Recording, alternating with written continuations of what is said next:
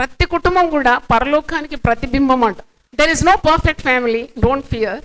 మీరేం భయపడకండి, అయ్యో మాకు ఇంత పర్ఫెక్షన్ లేదు కదా అని భయపడకండి. No family will be perfect.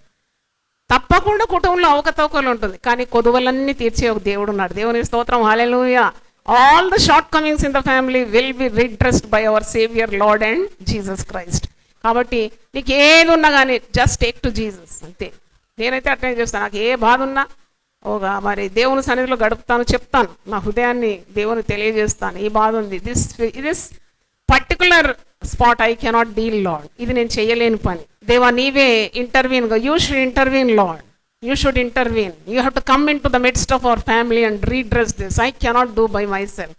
నేను చేయలేనివన్నీ నీవే చేసి పెట్టినావు, నేను చేయలేనివన్నీ నీవే చేసి పెట్టినావు రక్షకానా వందనాలు.